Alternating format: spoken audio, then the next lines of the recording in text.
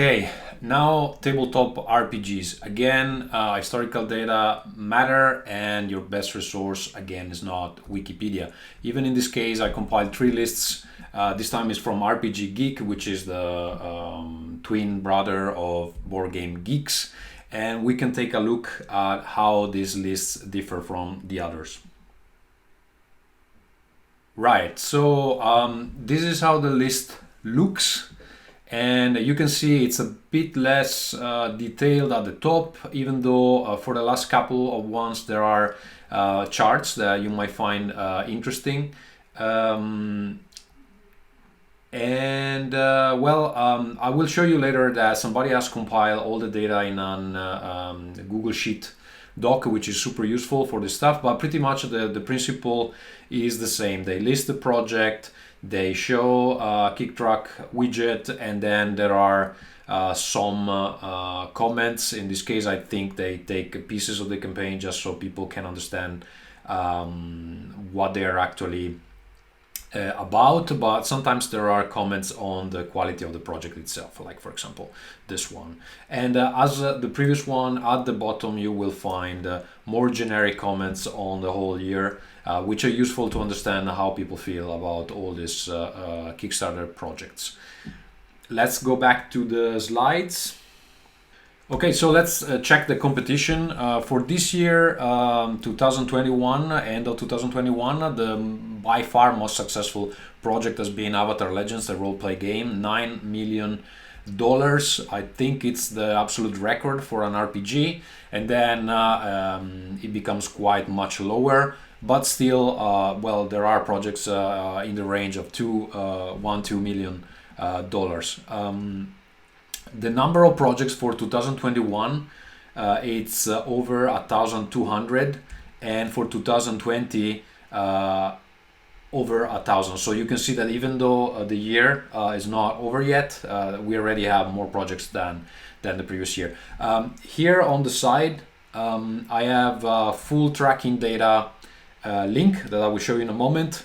You can see that the number of projects has been more or less stable between 2019 and 2020. This year has increased again. So let's go check this full tracking data and how they look.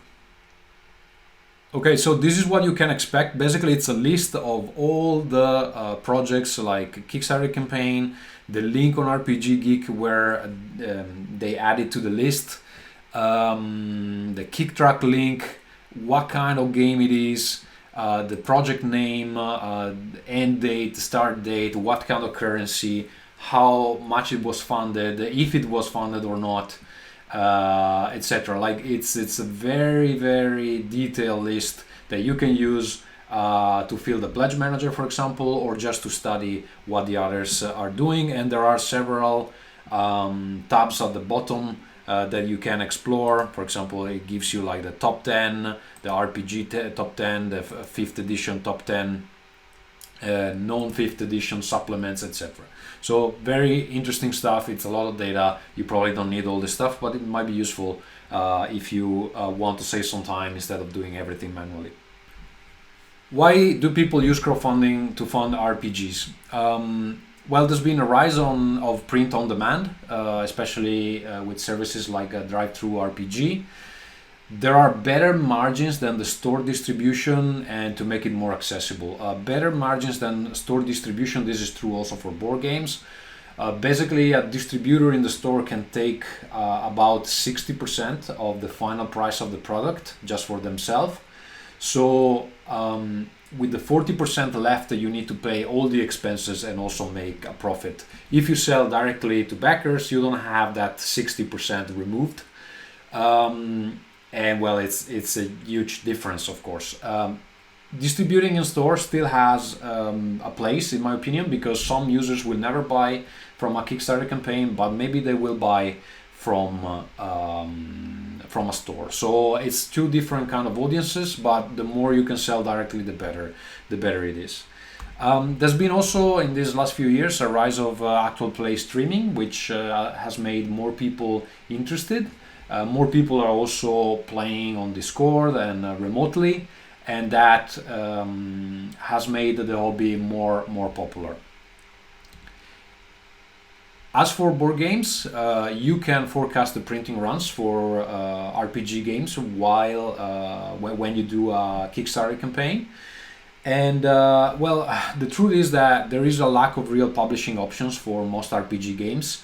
Like many projects never find a publisher because publishers already have their own schedule, because they think this doesn't fit our portfolio, or because they think, okay, this is not good enough for us. So a lot of people just try and see if actually there is demand for their game from the general audience, which I think is a good thing to do. And also, the thing is that the indie games have a market now. Maybe they didn't have it just a few years ago. So you can, if your game is good enough, you can always find an audience out there when you present it to the world, let's say.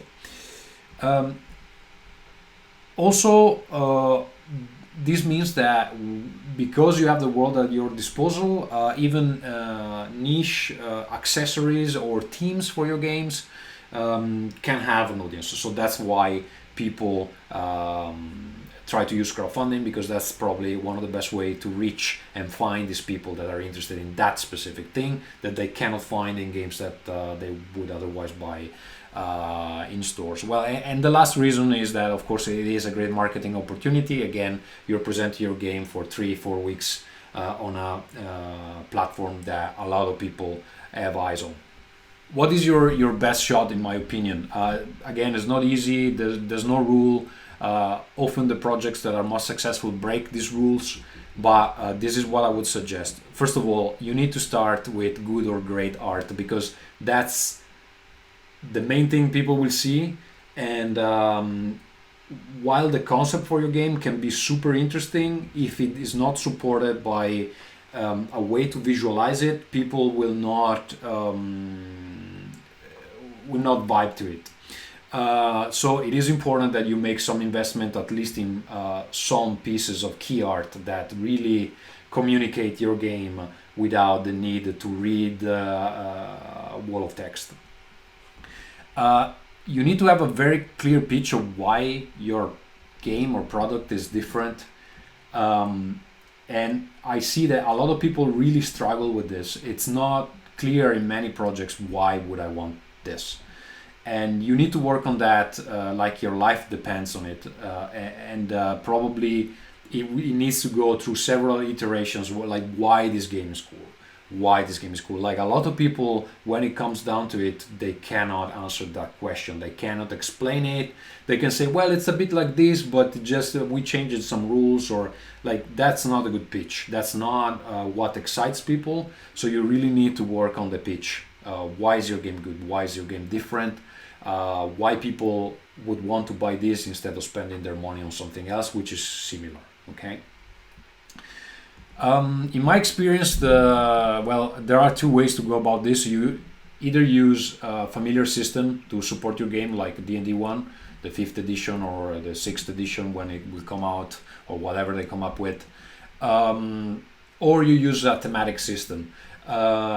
Thematic system that, through the rules, supports the theme of your game. I think D&D is pretty bad at this, and thematic systems can make much better games.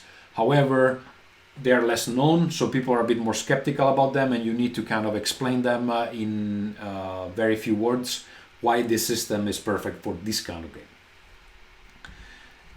I think that a big draw to Kickstarter campaigns is when there are exclusives or limited edition options.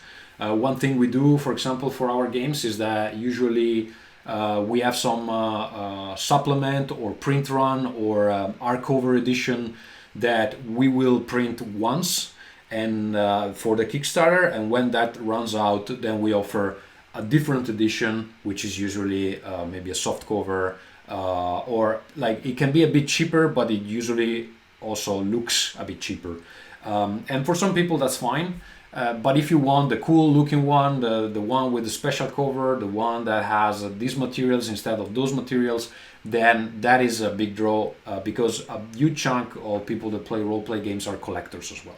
So that's what we're doing. It's not the only way to do it. Like some people just go for like lower price, lower lesser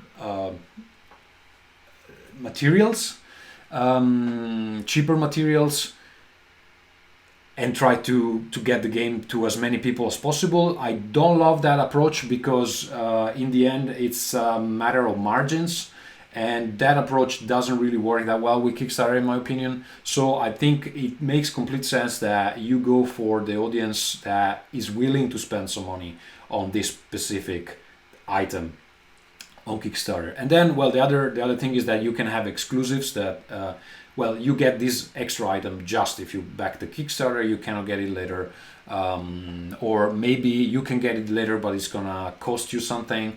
And if you back the Kickstarter, you get it for free, for example. Those are a couple of approaches that work. I would strongly recommend to always have digital options. So if somebody's buying a physical edition of something, give them the PDF on top for free. Some campaigns make you pay for the extra PDF. I don't like that at all, because I think the people that commit to your physical edition deserve also the digital version. First of all, because probably that's what they get first. And second, because it's a way to say thank you for backing the most expensive, the more expensive tier. As I mentioned, some campaigns you can back digital, you can back physical, and if you want both, there is another tier that is more expensive. I don't like that. I don't think it's a good approach, and it always pisses me off a bit. So I think it might be a common thing. I wouldn't recommend it. When you plan your campaign, you need to think about your stretch goals, the tiers, and add-ons or accessories that can scale.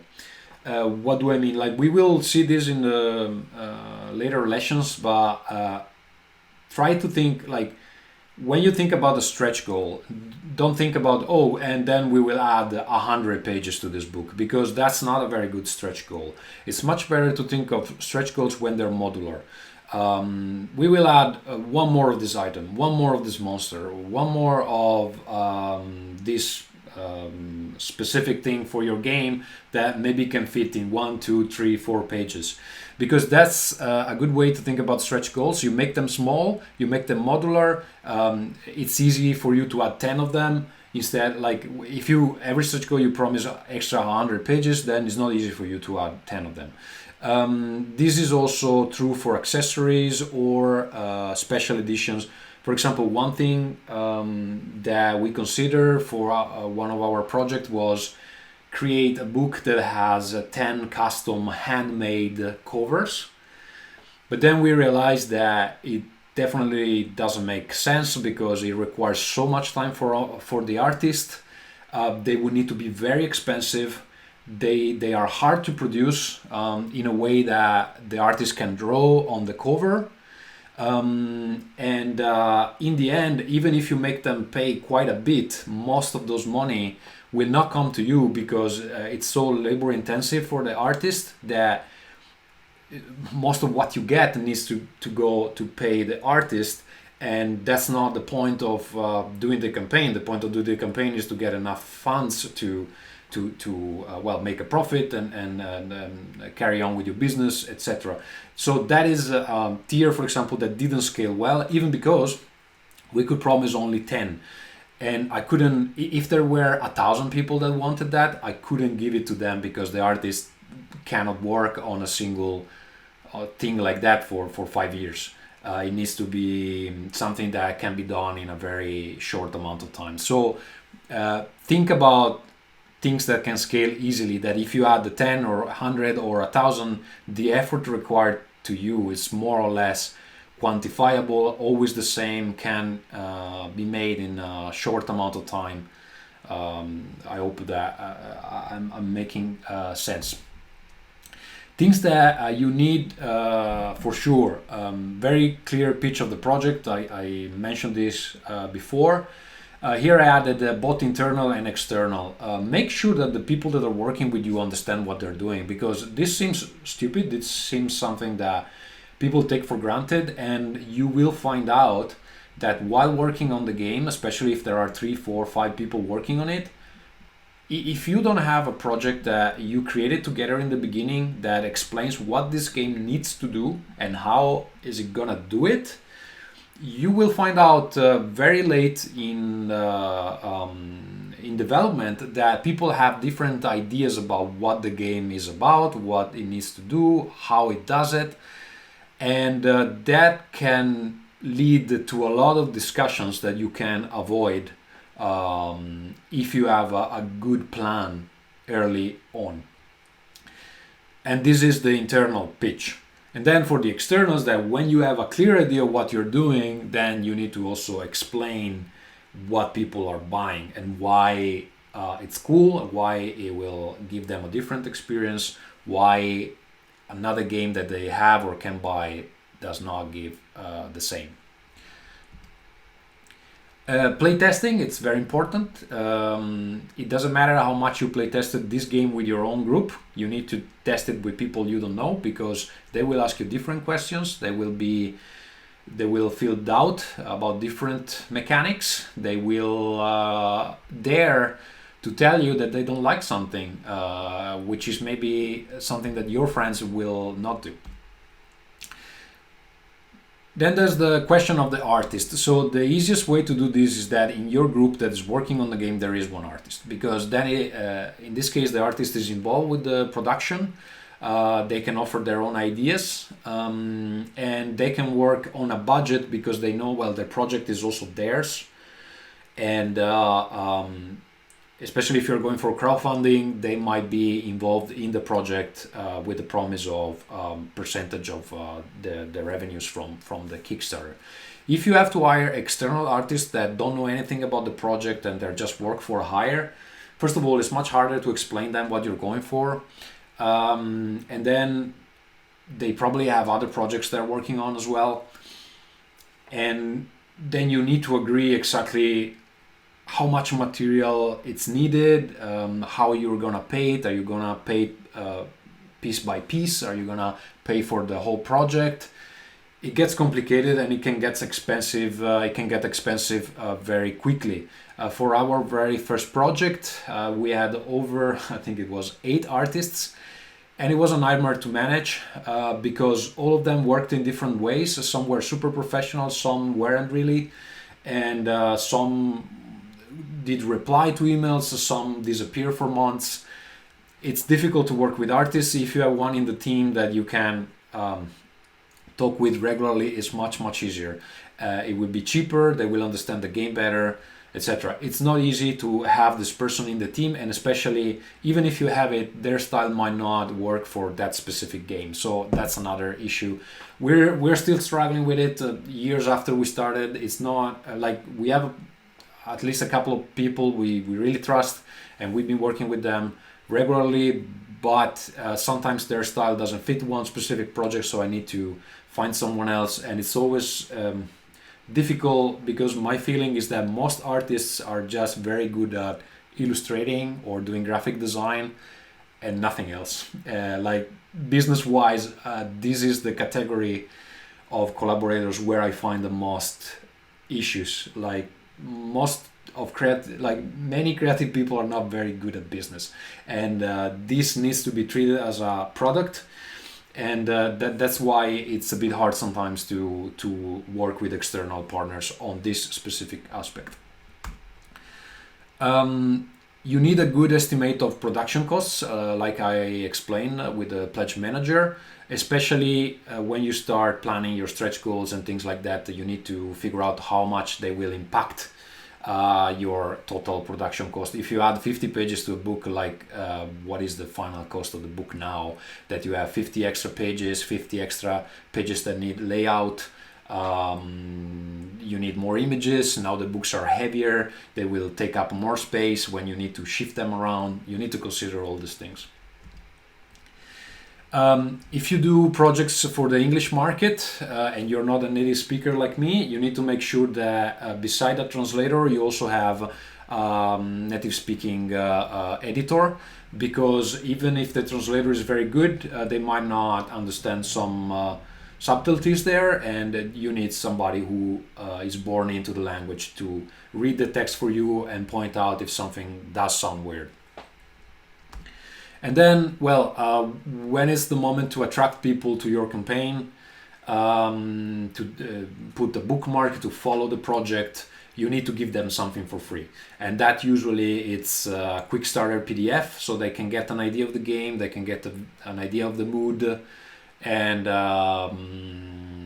some campaigns also go extreme in the sense they give you the full game without all the layout, without all the images. It's just the text, because they know that most people actually want the full nice looking product with the images, with the layout, and the editing, everything that comes. But if the game is already developed, it already exists in text format, and you want people to experience the whole thing, you can also give them what is called the Ashcan release version, which is a version that has only the text. I personally don't like that approach too much, because people tend not to want to read like 200 pages of stuff right away, especially if it's not the final version of the thing. So I do prefer the quick start approach, because I want them to experience a bit what the game is about, but leave them wanting more. The Ashcan release version looks worse, and it requires much more effort from their part to be actually experienced. So it's not my favorite option, but it's something you can give to people if you want to show that, well, you have confidence in the gameplay, the game is done, all you need is funds for maybe art or layout.